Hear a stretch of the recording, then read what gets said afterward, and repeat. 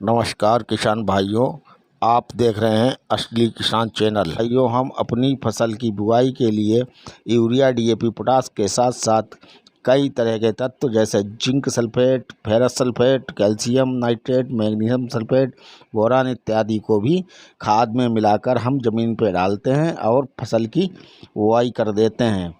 लेकिन क्या यह तरीका सही है? क्या कभी आपने सोचा? नहीं, आपने नहीं सोचा। बस हम अपने आप को तसल्ली दे लेते हैं कि हमने ये भी डाला, वो भी डाला, हमारी फसल बहुत अच्छी होगी।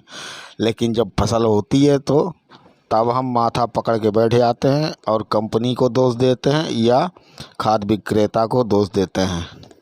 लेकिन हम ये नहीं जानते कि असली गलती तो हमने की है। हमारे सारे पैसे बर्बाद हो जाते हैं, पूरा सीजन बर्बाद हो जाता है और फसल अच्छी तैयार नहीं होती है। इस प्रकार हमको भारी नुकसान सहना पड़ता है। तो आइए आज हम इसी टॉपिक पे बात करते हैं कि किस फर्टिलाइज़र के साथ कौन सा फर्टिलाइज़र मिला सकते हैं तथा कौन सा नहीं। इसलिए वीडियो पूरा देखें और ध्यान से देखें और काट काट कर ना देखें। तो किसान भाइयों, फास्फेट खादों के साथ सल्फेट खादें नहीं डालना चाहिए। ये आपस में मिलाने पर क्रिया करके अघुलनशील पदार्थ बनाते हैं जो कि पौधों द्वारा प्राप्त नहीं कर पाते, जैसे कि जिंक सल्फेट को डीएपी या सिंगल सुपर फास्फेट के साथ नहीं मिलाना चाहिए। ये दोनों आपस में क्रिया करके जिंक फास्फेट बनाते हैं जो कि अघुलनशील पदार्थ बनता है, जिसे पौधे अपनी जड़ों से ग्रहण नहीं कर सकते हैं। ये अघुलनशील अवस्था में ज़मीन में पड़ा रहता है तथा व्यर्थ हो जाता है। ना हमको फास्फोरस खाद का रिजल्ट मिलता है, ना जिंक का रिजल्ट मिलता है। किसान भाइयों, डीएपी और सिंगल सुपर फास्फेट में हमको कैल्शियम नाइट्रेट को मिला के नहीं डालना चाहिए, क्योंकि इसमें उपस्थित कैल्शियम फास्फोरस के साथ क्रिया करके कैल्शियम फास्फेट बनता है जो कि अघुलनशील होता है। ये पौधों द्वारा प्राप्त नहीं हो पाता और ज़मीन में पड़ा पड़ा व्यर्थ हो जाता है। कैल्शियम नाइट्रेट को मैग्नीशियम सल्फेट या फेरस सल्फेट के साथ मिलाकर नहीं डालना चाहिए। एक कैल्शियम सल्फेट बन जाता है जो कि अघुलनशील अवस्था में पड़ा रहता है, पौधों द्वारा प्राप्त नहीं हो पाता। किसान भाइयों, डीएपी के साथ मैग्नीशियम सल्फेट को नहीं देना चाहिए, ये भी अघुलनशील अवस्था में हो जाता है।